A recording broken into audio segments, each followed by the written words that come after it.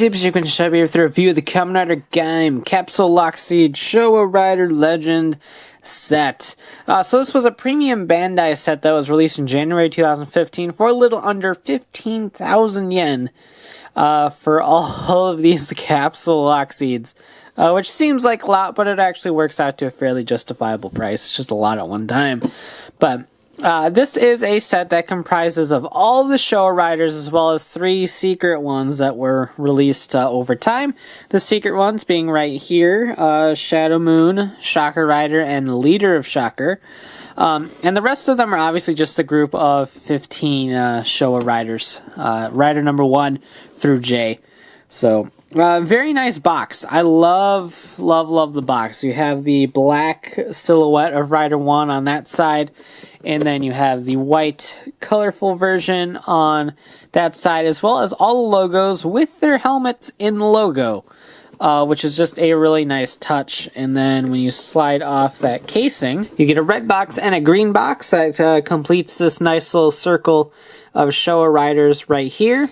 Then on the other side, you have a really cool picture of Rider 1 with Z Cross and X joining him. So that is also very cool. So the packaging is just overall a pretty massive win, no matter which way you look at it. So in total, this set includes 18 all-new Lockseeds, featuring Rider 1, Ichigo, Rider 2, Nigo, V3, Rider Man, X, Amazon, Stronger, Sky Rider, Super 1, Z Cross, Black, Black RX, Shin, Zo, J, Shadow Moon, Shocker Rider, and the Leader of Shocker. So a pretty interesting lineup if you're a big fan of the Showa Riders. And just like before, we're going to go through these one by one, play all the sounds for you guys. And for those of you that haven't seen my other Capsule Lockseed video, basically how these work is a simplified version of the DX. So instead of having 2 buttons here that will tell you which toy it's inserted into, it doesn't particularly care. It does everything off of this large singular button right there. There is no springs inside, so everything is done manually in terms of opening and closing the main portion of the lock. And then you have the button right here. Now, despite the fact that these are labeled Capsule Lockseeds, they are a full piece right here. They aren't the separated piece like most of the domestically released Capsule Lockseeds. So, keep that in mind. They're a little bit different than your normal Capsule Lockseeds. So, the button back here will cycle through the activation, the transformation,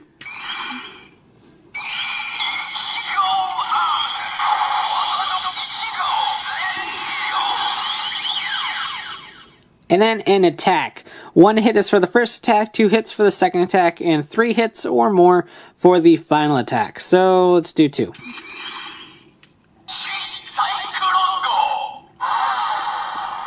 And it cycles back to the opening. So pretty simple, and being Capsule Lockseeds, all of them have the translucent border around the foil sticker, just like the other Capsule Lockseeds. So without further ado, let's go ahead and get started on these sounds.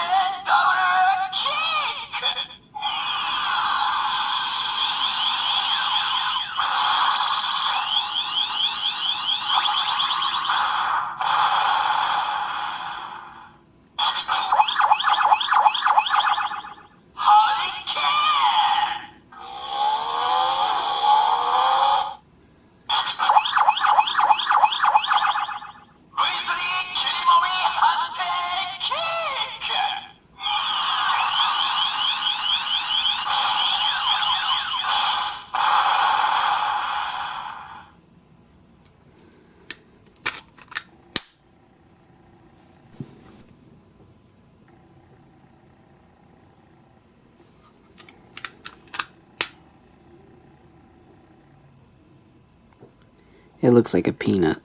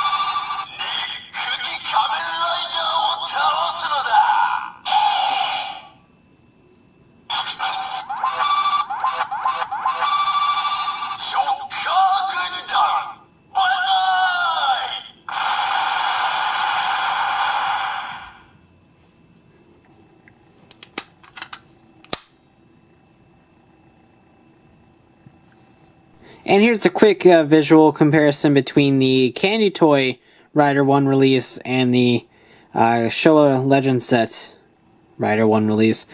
Vastly different colors. They are still the same on the inside, give or take some shading differences, but the core component of the Lockseed are completely different colors, which is kind of cool considering that Rider 1 had several different color schemes in his time, so I'm perfectly okay with that. So it's really cool to have both.